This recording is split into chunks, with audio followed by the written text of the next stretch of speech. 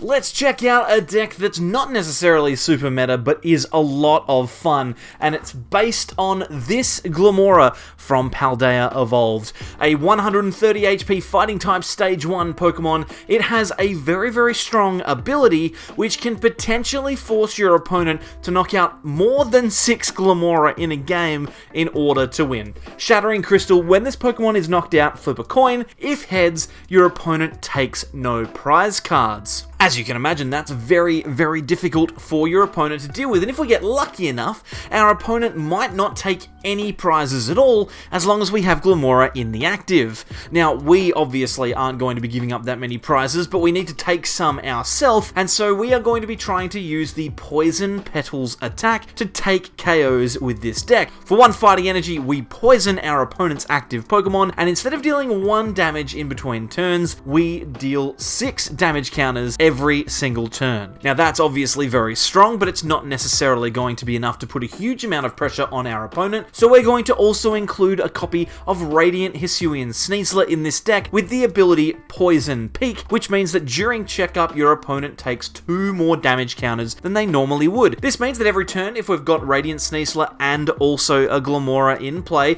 our opponent will be taking 80 damage for poison every turn. Now that's obviously quite strong, but it might not be a great way of getting 6 prizes, so we're also going to play a couple of copies of Lucario from Scarlet and Violet. The Avenging Knuckle attack is the attack we're going to try and use in this deck. For 1 fighting energy, we use Avenging Knuckle, 30 damage, plus if we've had any of our Pokemon knocked out last turn, we deal an extra 120. That means we'll be dealing 150 damage for every opponent's KO that happens on the field, and it doesn't say that they have to have taken a prize card, so even if we flip heads with Glimmora, our opponent won't take a prize card, but we'll still be able to activate Avenging Knuckle. On top of that, to make sure that we get to use as many Glimmora as possible, we have Phantom Transformation Zoroark in this list, essentially giving us access to those Glimmoras that have already been knocked out. Once during our turn, we can search for a Stage 1 Pokemon, except for Zoroark in our discard pile, and replace Zoroark with that Pokemon. That way, we can potentially get up to, 7 Glimmora in play, and then when you consider the fact that we've got cards like Super Rod in the list, we are going to be able to find a ton of Glimmora. One last card worth mentioning is Calamitous Wasteland. It's not necessary for the deck to work at all, you don't need it, but it is very, very cool in that it might lock your opponent's active Pokemon in the active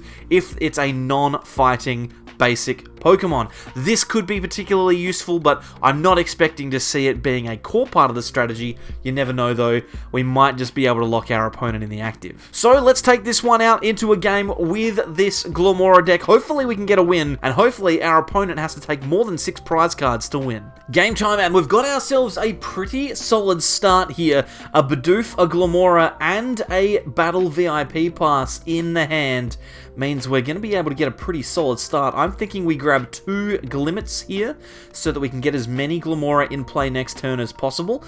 We do also have the Bidoof, and I think we're going to need to attach an energy at some point. It's probably going to need to be the Zorua in the active, to be honest, just because our opponent with the Tyranitar V might not be able to knock us out next turn. We'll see, but I'm guessing we're playing up against Lugia. That's where T-Tar is generally found at the moment. Now this hand's very, very strong, but it's only strong if we top deck a Supporter or a Bibarel, actually would do the job. If we get a Bibarel in play, that would be very, very nice. But I'm not sure that we're going to be able to have a very strong turn here. Zinnia's resolve away 2 Archeops from our opponent. That's a pretty good way to go. And Mesagosa, okay, so we might have a coin flip to try and stay in this game.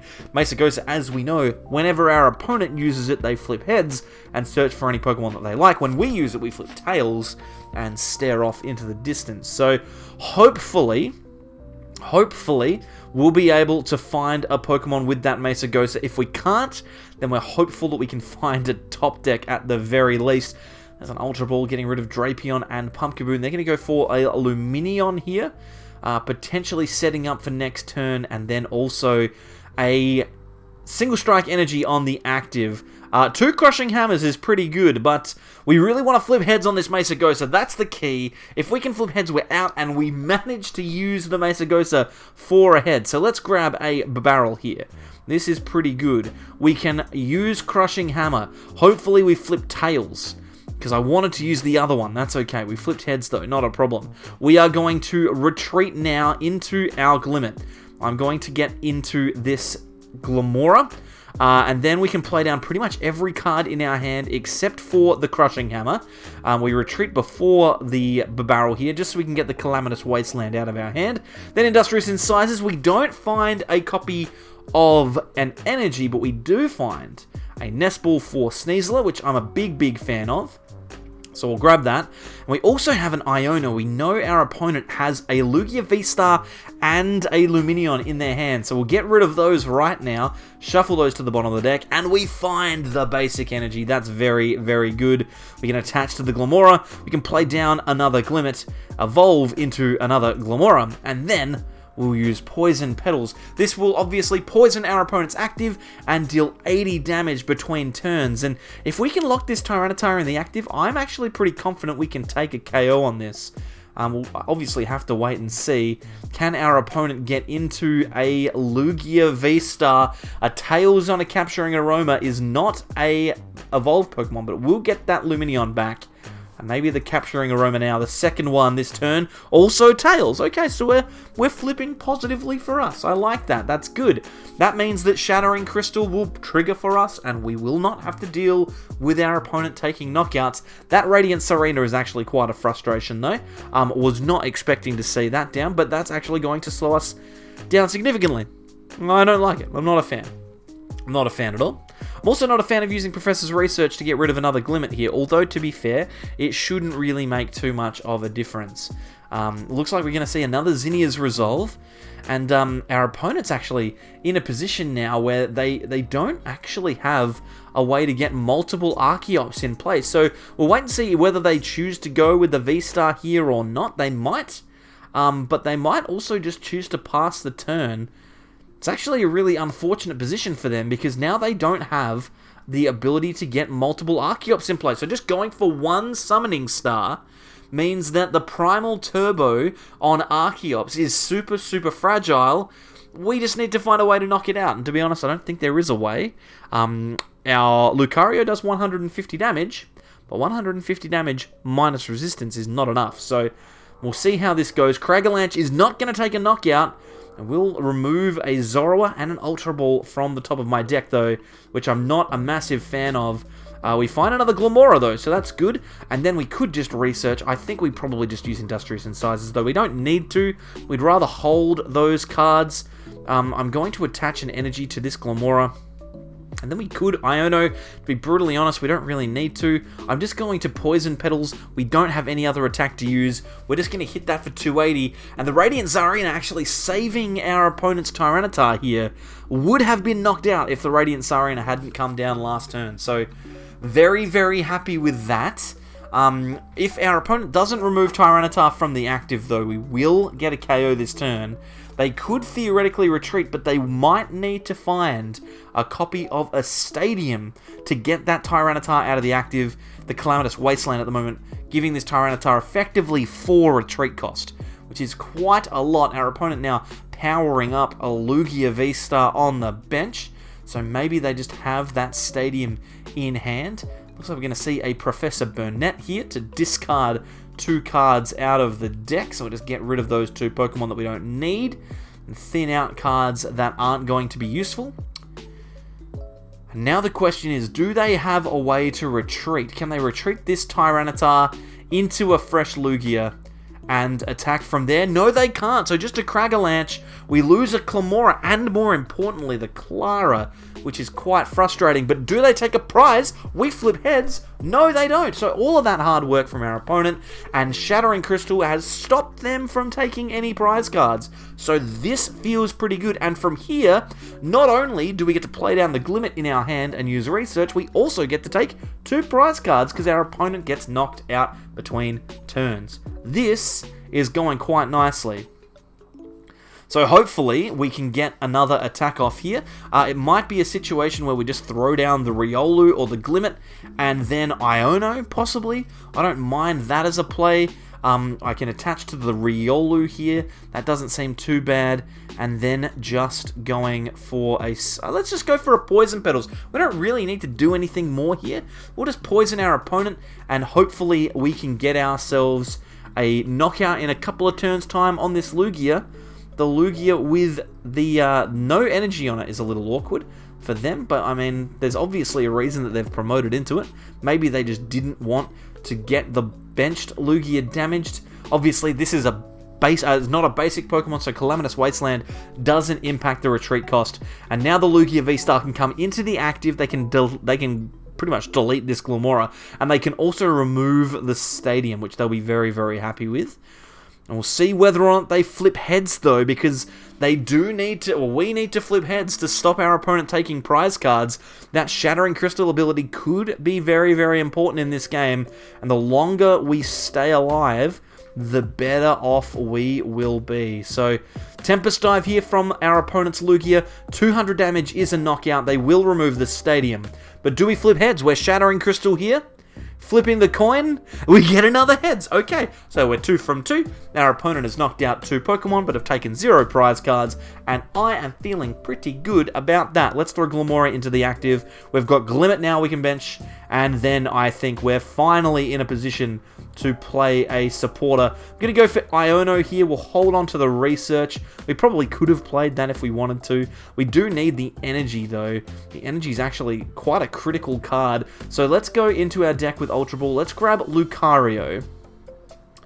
We will play that down, and then it might just be a situation where we use Pal Pad to shuffle in some supporters. There's a Klara and an Iono here we could use, so we could Pal Pad those back in, and then Bibarel for 5. Or we could just Industrious Incisors now, which I think is perfectly fine. We don't find an energy, though, so that's kind of grim. Hopefully the next card isn't an energy, because if the next card's an energy, then I'm feeling kind of stupid. Maybe should have just used the research instead of the Iono, but that's okay. We are going to pass the turn there. It doesn't matter. We are already 2 turns in front of our opponent. We really would have liked to have get the poison damage onto the Lugia, though. That would have been very nice. But alas, it's not going to be. We just now need to wait and see. Our opponent grabs a mystery card out of their deck. Obviously didn't load in quick enough. And then Tempest Dive. We now need to flip heads. If we could. Let's flip heads one more time on Shattering Crystal. We get 3 heads in a row. Okay, well, let's just chill. Let's just relax just a little bit. 3 heads in a row means that we are in a pretty strong position. Our opponent gets no prize cards, and we now can throw down another Zorua. I like that quite a bit. We can use that. I'm thinking now we probably just need to use Professor's Research, right? Like, we probably have to just research this hand away. Let's go grab ourselves a... Oh boy, we don't have any more Glimmoras left. That's a little disappointing. We'll grab the Manaphy. We don't need that in this matchup. I'm going to play Pal Pad now, and we will put the Klara and the Iono back into the deck. And then let's play Professor's Research. Draw 7 cards, and we do find our copy of Basic Fighting Energy. Let's grab ourselves a Glimmora out of the discard pile. All 4 of them are in there now. We can throw that into the active and then attach an energy. We can Poison Petals, and our opponent now needs to find a way to take 6 prize cards, because we, for a great deal of this game, have been just sitting back and relaxing. We've just been chilling out. It's been great. Alright, let's see. Does our opponent retreat? They might be able to just retreat into the Lugia and remove the poison. Really, the poison doesn't matter going into their turn so much. The really big one is, do we get the poison to stick for a turn? So if we can get the poison to tick twice across 2 turns, then we can really get quite a lot of damage down on the field. Hopefully, our opponent leaves a Lugia in the active. But I mean, if they keep retreating, eventually they're going to run out of energy, right? Like, eventually they're going to run out of energy. Plus, we're just going to flip heads 4 times in a row so they take no prize cards. Of course we are. Of course we are. Okay, so we just take... what do we even do now? Our opponent's just not taking any prizes. Our opponent's not taking prize cards. What are we supposed to do? How is he supposed to play? Zoroark into the active. We're probably going to need to play Klara here, I think. Just to, you know, get things moving a little bit. Let's throw down Glimmora. That's going to go into the active position. And then the Klara will be able to get us a couple of cards. I'm thinking we might grab a... I'm thinking maybe just a couple of energy. We might grab like a Zorua as well. I mean, we might grab like a... I think we definitely need a Glimmora. I don't think we need two of them, though. I think like a Zorua would be a good card to get, because we have one more Zoroark somewhere in the deck. So we can throw down the Zorua, we can play the Glimmora down, we can attach to the Glimmora, and then poison pearls, or petals, sorry. Another 80 damage onto our opponent's Lugia. Can they continue to retreat and slow us down? If they can, that's great for them. If they can't, then we will continue to pile on the pressure with this poison.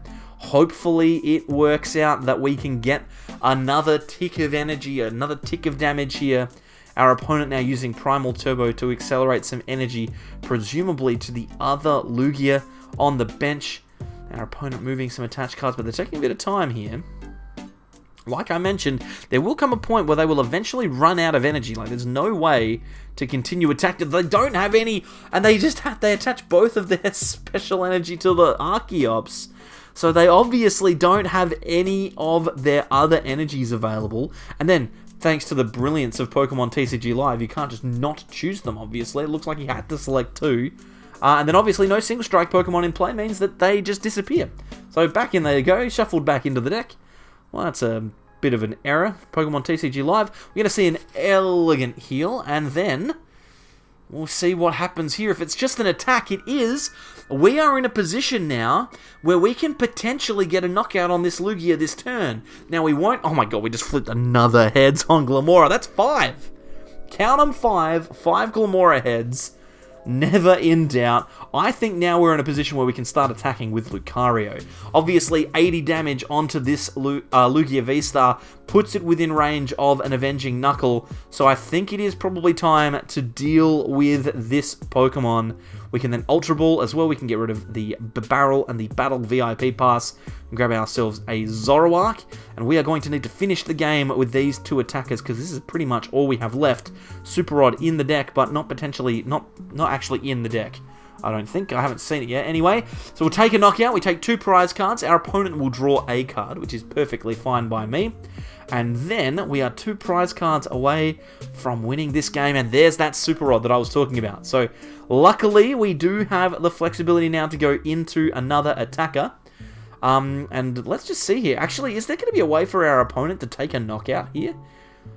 Like, are we genuinely going to be in a position where I need to, like, attach and retreat to this Lucario in order to get out? Here comes a single strike Urshifu, so maybe our opponent will be able to get an attack off with this Urshifu and take their first prize of the game. There's only two energies on there, though. That's pretty poor. Well, I mean, they should be there, but in reality, no, they should be there because both of... Yeah, no. This is disappointing. So this is an issue with Pokemon TCG Live. I think that they're probably in trouble because of that. But you know what? We're just going to flip this coin, and we're going to flip heads again. We're going to Crushing Hammer and Energy. I'm going to get rid of this gift energy. I don't like it. I don't like it at all. I think it's bad. I think it's annoying. I'm going to attach to the Lucario. I think I'm going to attach to the Lucario. We can't deal any damage here. Avenging Knuckle's going to deal 0. We can't get to Accelerating Stab. So we're just going to Avenging Knuckle for nothing.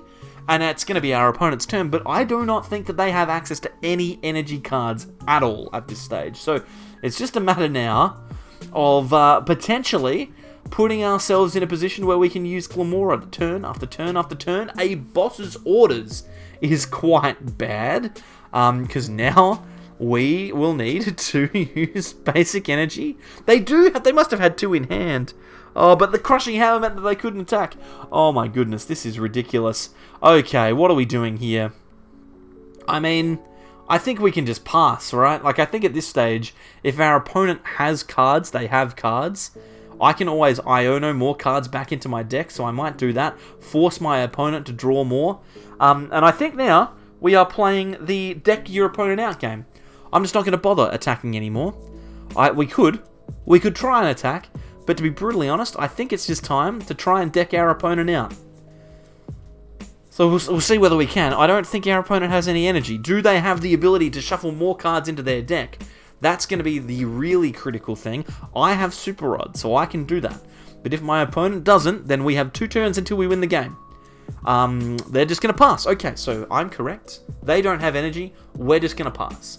We're just going to pass. We're going to give it back to our opponent. And I mean, this is a little bit of a disappointing way for this game to end. But you know what? I think it's definitely worth it. I really like the fact that this Glimmora deck has worked. They should have taken 5 knockouts this game. At the very least, they should have taken 4. And now, we are 6 prizes to 2 ahead, and they've got no way to win this game. They've judged to kind of slow us down a little bit. We're just going to sit back and pass. I have no stresses about that.